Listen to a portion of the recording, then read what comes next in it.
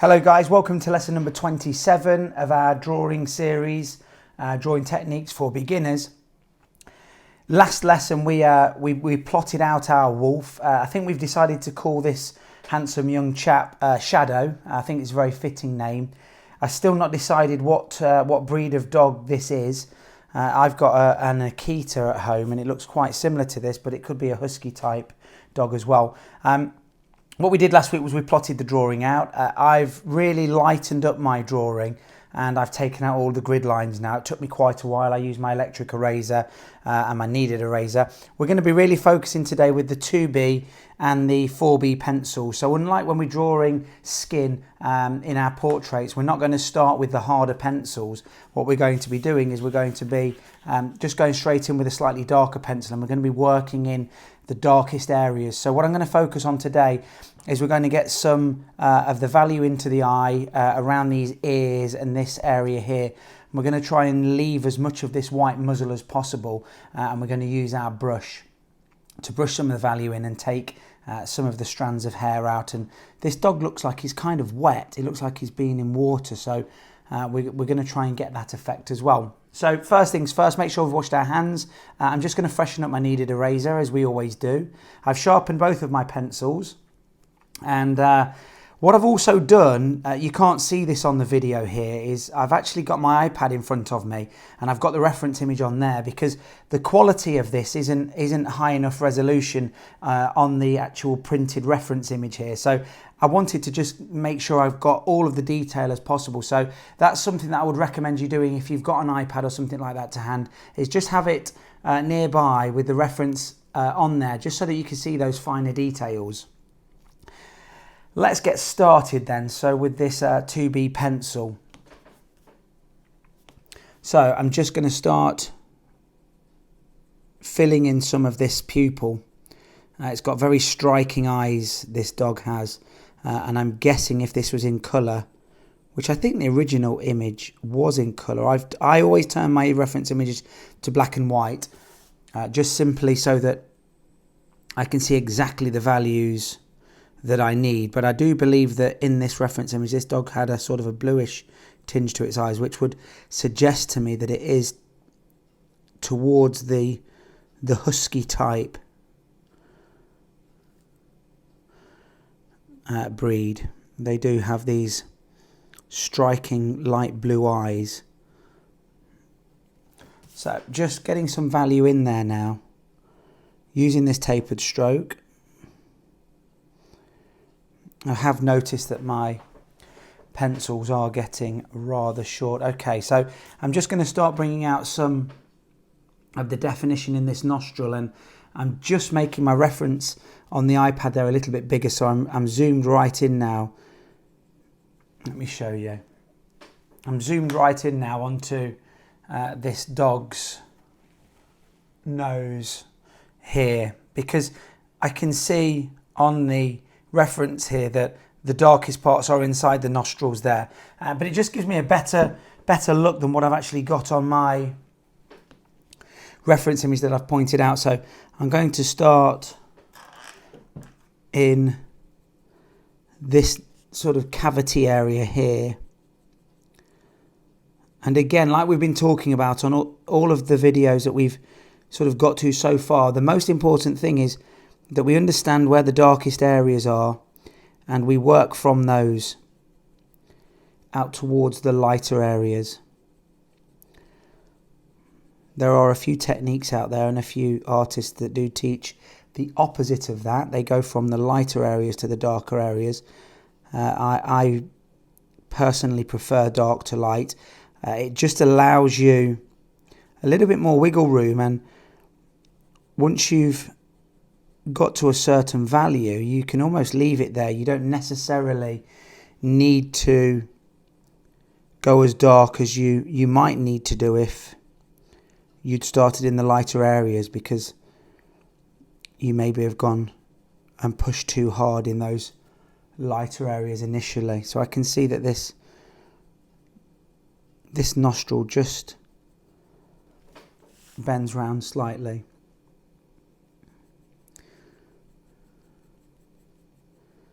I'm just getting the placements really of these major areas. Again, using this 2B pencil. It's been really good again. It's been another fantastic week over on the group. We've had a lot more new members, so if you're new to the group, welcome to the group, welcome to the lessons. I've been doing this now for a few months, couple of 3 months, and it's fantastic seeing, some of your work and even some of the beginners on there that are starting to be brave enough to post some of their work, which I know is not always an easy thing to do, but I think that you're getting to know the group a little bit, and we're not a critical group. We're not there to criticise. We're there to learn from one another and share our work and experiences around the art that we're trying to produce. I'm trying to teach you as much as I can that I've learnt over the last few years. A lot of lessons that I've paid for.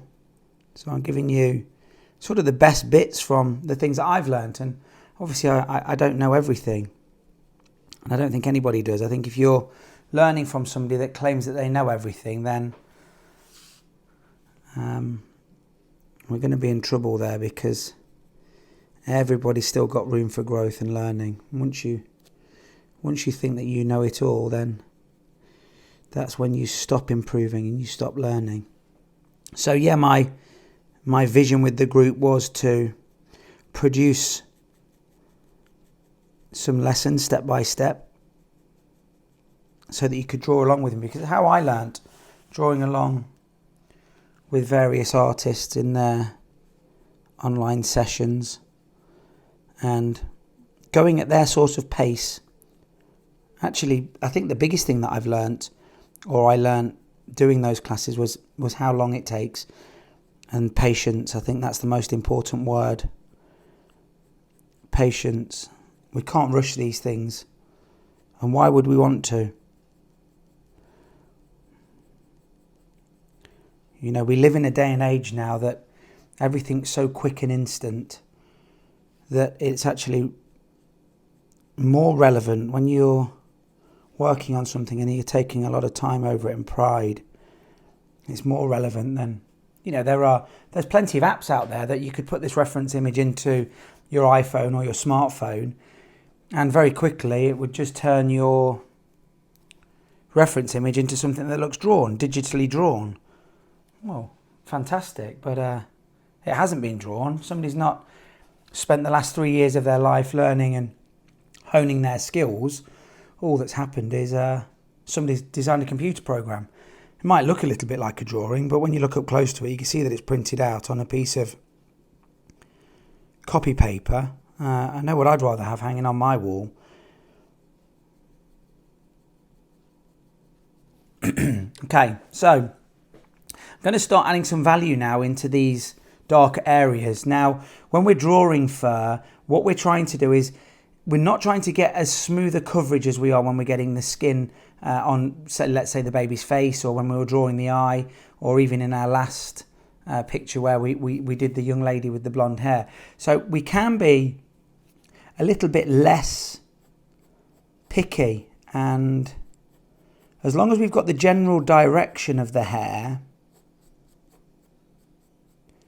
what we're looking to do is maybe not necessarily fill every bit of the paper so that we've got this lovely smooth coverage. Now I am looking at the general direction that this hair is going in, so I can see working in this top left corner here that we've got the hair coming up, it's almost going vertical, and then it starts to fan out towards the ears. So using my tapered stroke, I'm just trying to get the initial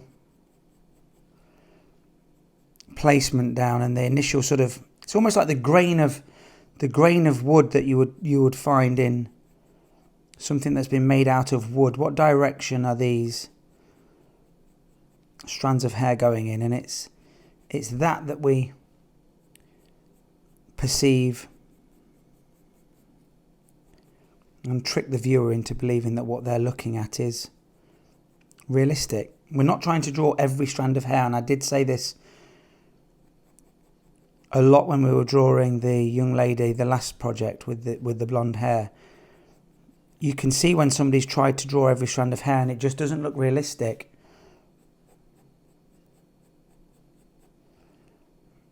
Now you can see using this 2B pencil we're nowhere near dark enough. Now we might not necessarily need to go to black, but we've always got that option of going darker with our pencils up to that sort of 7B area. But like we've looked at in previous videos, we've also got our secret weapon. So I might, towards the end of this, start to bring out some very dark areas with my Polychromos coloured pencil. But we can leave that to the end. We don't need to make that decision now. And again, that's the beauty of working from the darkest areas. I need to have these areas dark enough so that this looks white. Because if you look at this, this isn't white.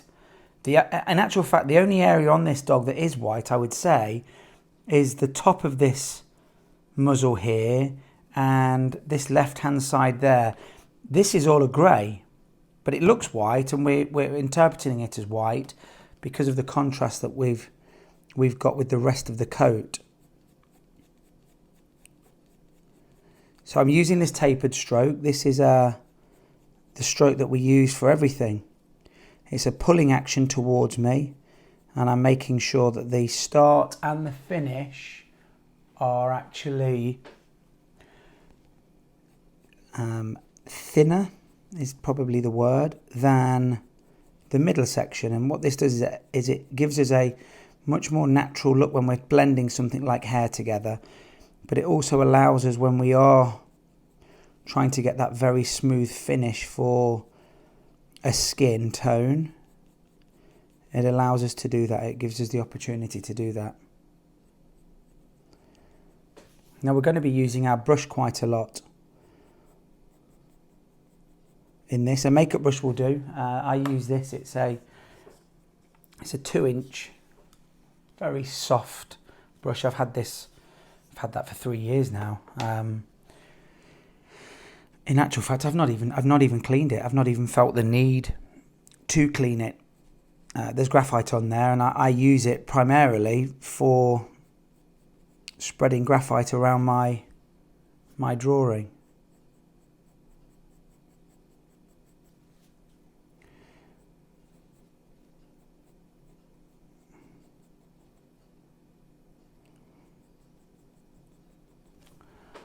Just adjust my reference image on the iPad now, just so that I can get a better look at the way these hairs are lying.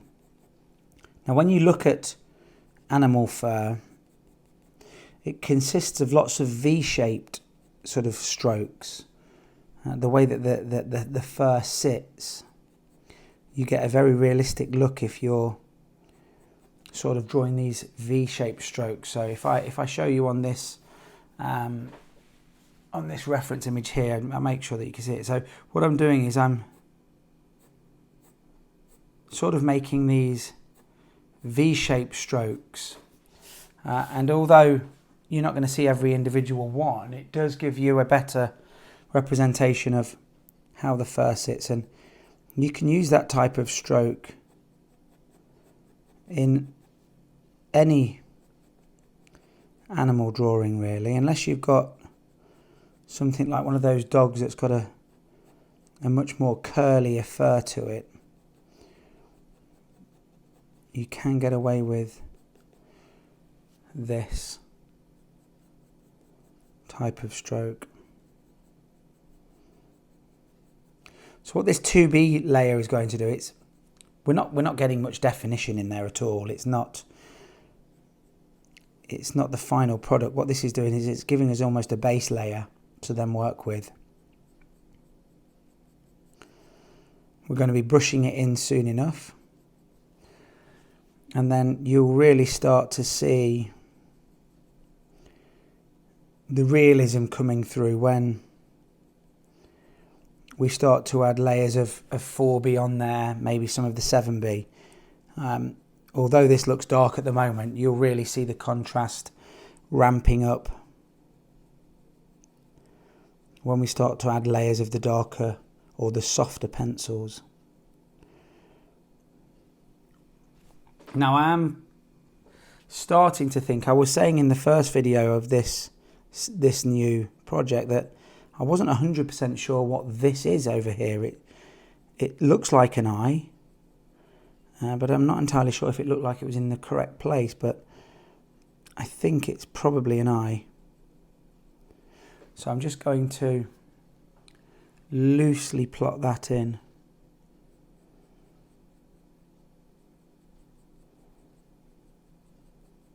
And even at this early stage, I'm still looking to try my best at finding the darkest areas. So even within this black fur, where are my darkest points and where are the lighter areas within that dark tone? And if I get that initial layer of graphite down in the darkest areas, they should remain my darker areas as I add layer upon layer of graphite on top of that. The same way as if I take a few strands of hair out with the eraser, they will always remain lighter even though we cover them with graphite as we go along, because what we're doing is we're building up the value in the other areas which have got slightly more value in there or slightly less value in there if we've taken it out with an eraser. And from there you get this build up around it, which naturally leaves the areas with the graphite darker and the areas without the graphite lighter. So I can now see that as we're coming into this area, the hairs are starting to now fan and almost lie horizontally going across towards this ear. And we've got some slightly longer sort of strands of hair there. So just paying attention to those details. We've got some slightly longer strands of hair. We've got some slightly shorter strands of hair towards sort of the top of the head. And I'm just trying to get that in place. And that's the beauty with hair. It doesn't need to be absolutely spot on and precise, because hair's constantly moving. So this image that was taken of this dog, if you looked at it, the same dog 5 minutes later or 5 minutes before, you're going to find it looks slightly different. The hair's going to have moved.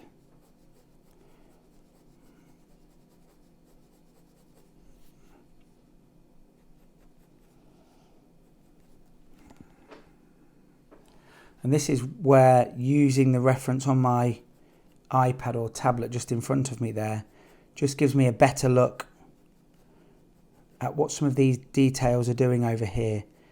Whereas on the printed version there that I'm working from, that you can see in the video, what we have is it's almost just a mass of black and there's not a lot of definition in there. I can see on this iPad that we have got some definition and some different directions of hair. We've got some slightly lighter hair where the light's reflecting.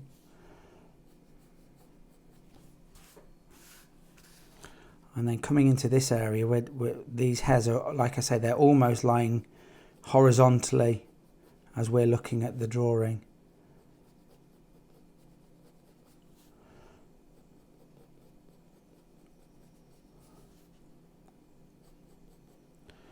So just working around this white patch over this right eye as we're looking at this, or as we're looking at shadow, but it would be his left eye.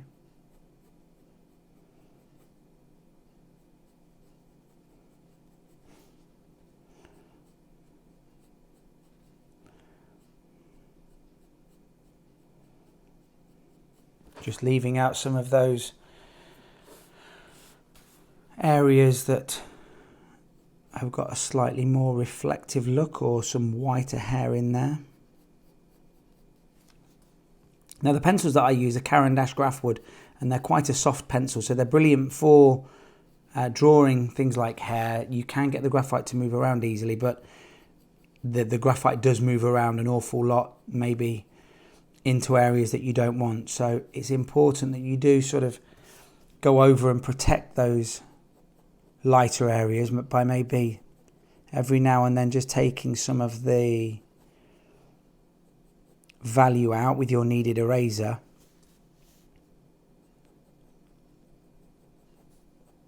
You'll start to find that it really does move around once we start to brush it, which for this instance, when we are drawing hair and we are going to be using a lot of the sort of excess graphite that we've moved around, it's not always what we want if it was in a very white area. So if you've not already done so, guys, I would recommend joining our Facebook group. It's called Tutorial Tuesdays from Beginner to Pro. You can find that in the search bar at the top of your Facebook app. And if you just go into that and search for groups and type the name in, it will ask you to request to join, and I will accept that. We've been having I've noticed a few silly posts that you get in quite a few of the art groups, where people are posting pictures of dating websites and things like that. We're not about that. I will just get rid of those and block the users if that's what's happening, because what we're trying to do is create a group where people can share their work, ask questions, watch the videos, get some advice. I do try and respond to everything that I can on there. We're well over 2,000 members now, which is fantastic. But yeah, let's keep it the kind of group that we all want. I know there's plenty of art groups out there that people are criticising, and they're doing, their WhatsApp grouping and things like that, and I just don't want that to be this group. And I think the general consensus of people that are in this group are also happy that that's the direction that we want it to go in. But yeah, go and join the group, subscribe to the channel. So if you hit the subscribe button and switch the notifications button on, there's a little bell icon next to the subscribe button. And that just means that you'll be notified of when I do drop a new video. Obviously, I'll put the link up on the group as well.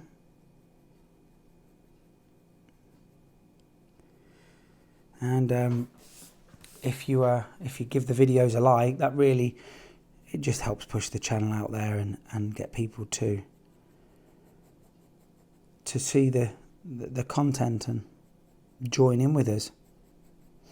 We've got some brilliant artists. It's not just for beginners. This is also a place where a lot of very, very talented artists have got the opportunity to share some of their work, and that's fantastic as well. And what better way to spend an evening or an afternoon drawing along, taking your time and producing something to be proud of. I was saying to somebody the other day that learning to draw has been one of the best things that I ever did. I know it's not for everybody. It doesn't float everybody's boat. But just that sense of achievement that we get from learning to draw, creating something from nothing is it's a special feeling.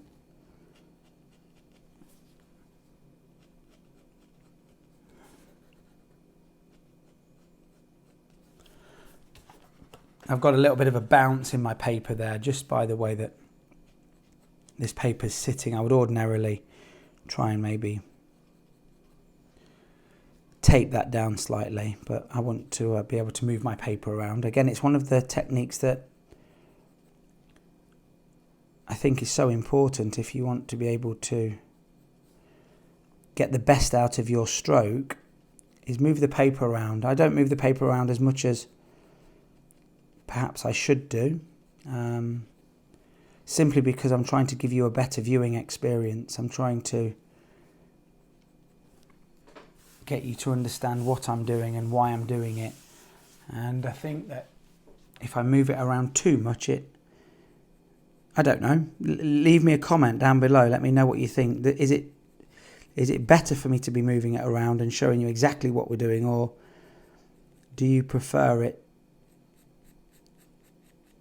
being kept in the orientation of the reference image,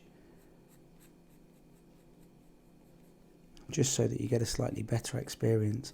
Now, I'm not going to go too in depth with these wispy hairs over here at the start. I'm going to probably end up doing those with maybe the black Polychromos pencil crayon or the 7B or something. I'm just going to get them in roughly.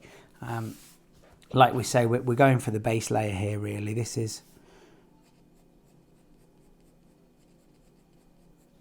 getting the general direction, getting that general feel for shadow and his fur. This isn't going to take us as long as previous drawings, because once we start getting this value in, there's not an awful lot to do in terms of details. And I think it's it'll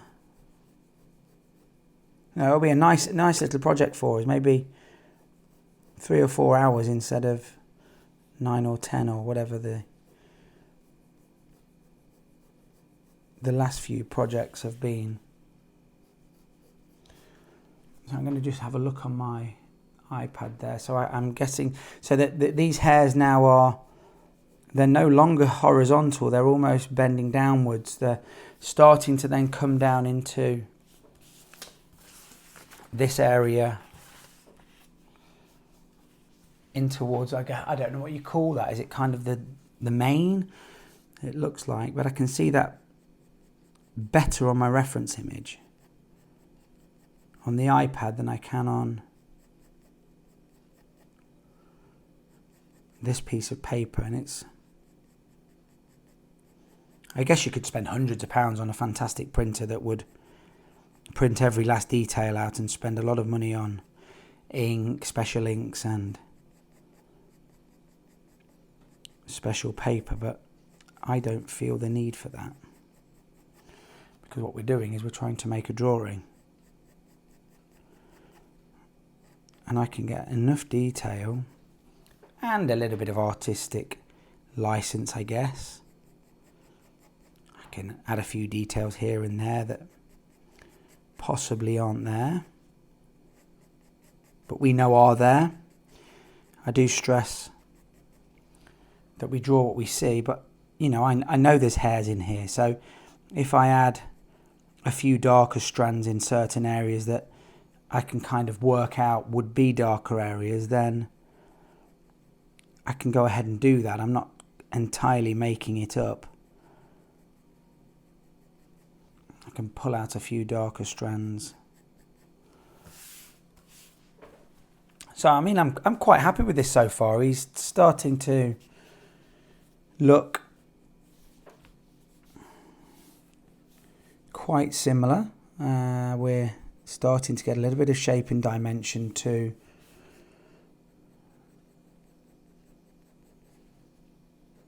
this top portion of the head.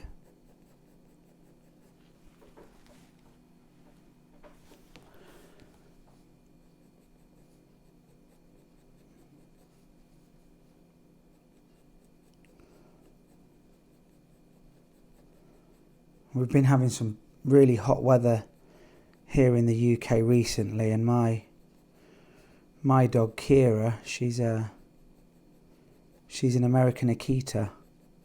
She's very similar to this actually. She's molting like crazy. There's hair everywhere, so all of these hairs that I'm drawing are bringing back some memories of how much brushing we're having to do with our own dog, and just how much hair there are on these animals there. They're certainly built for the snow, that's for sure, and the cold weather.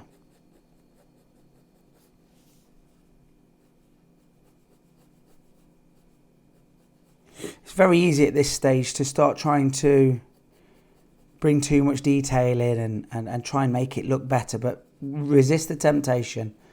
We're just laying down these initial patches.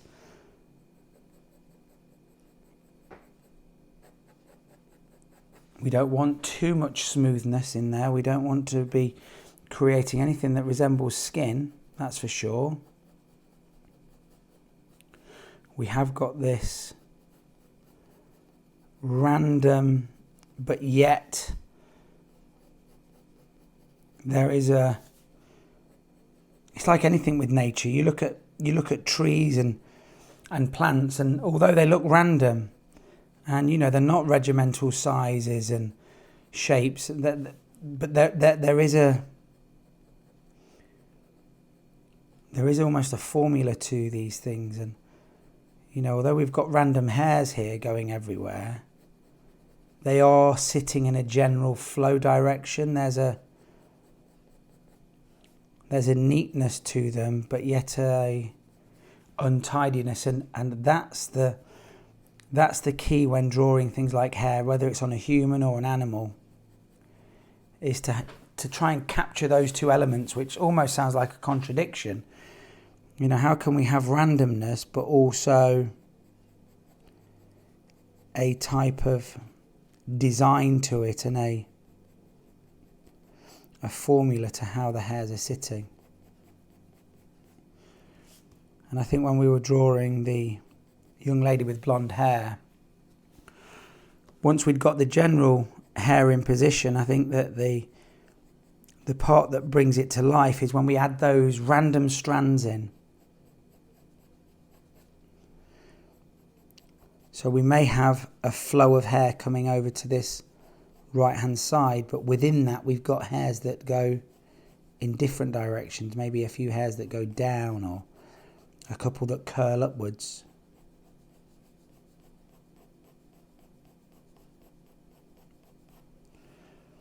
So just now looking at the general direction of this part of the coat.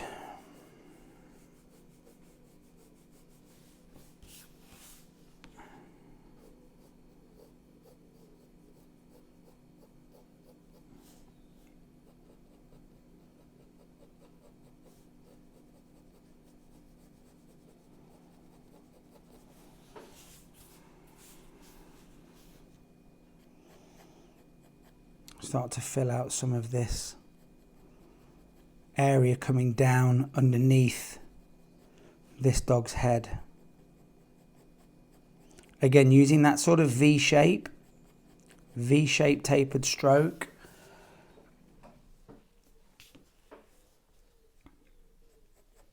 And I think adding just a little bit of hair under here, some of this slightly darker area, will really start to bring this drawing to life a little bit. It will certainly give us the foundations and the contrast needed for us to start to really recognize this as our reference image, as shadow.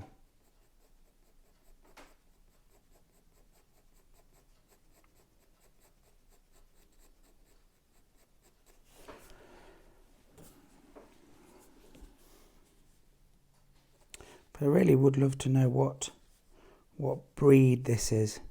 It's a beautiful looking dog.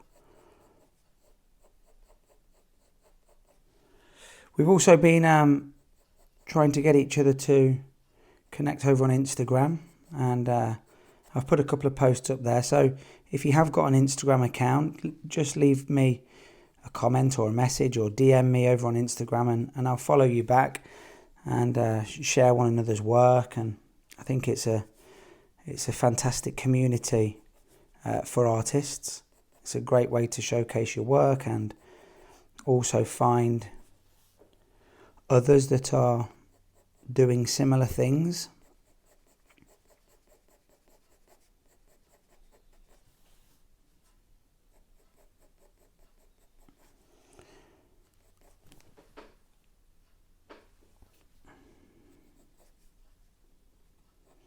Now, I'm not entirely sure what direction this hair is going in underneath this part of our dog here, because on both my reference image here and the iPad that I've got in front of me, it's just a mass of black.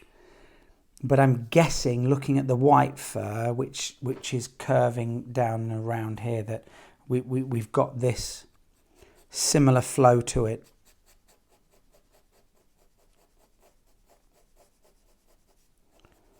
So I'm just going to try and incorporate that, and I'm lengthening my strokes out now, as you can probably see.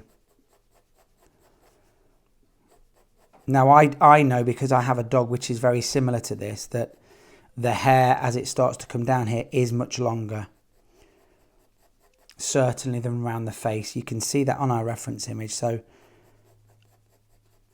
just from me having an understanding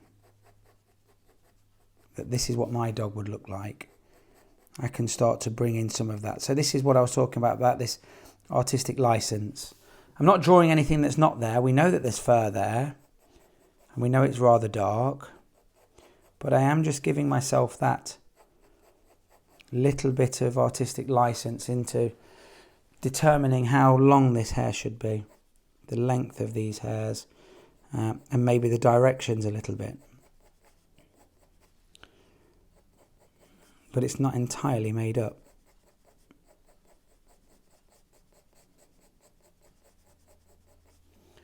I always remember my first art teacher when I was at school, so I would have been 12 years old. Mrs. Sheffield, her name was. And she would always say to us, draw what you see, not what you think you see. And I didn't understand what that meant as a 12-year-old. But I do now. People get, if you can see a hint of hair, that's what we draw. We don't try and draw all of the hair or all of the area that surrounds this mouth here. We don't need the individual hairs there. We can clearly see that we've got clumps of hair, clumps of the skin and whatnot.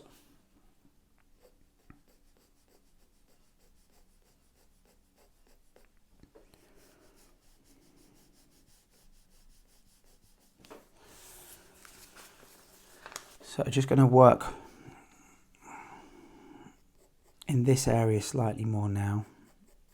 So it actually comes out quite a way. It's going to come out almost to the edge of our paper. Got rather a broad neck.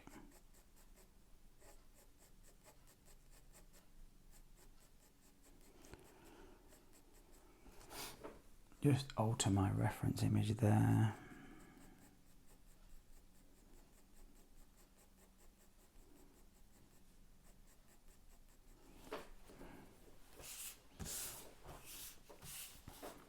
Okay, so we've sort of reached the half an hour mark, and I don't like to go too much further than that because it's nice to have these sort of bite-sized chunks. So I think we're going to end lesson number 27 there.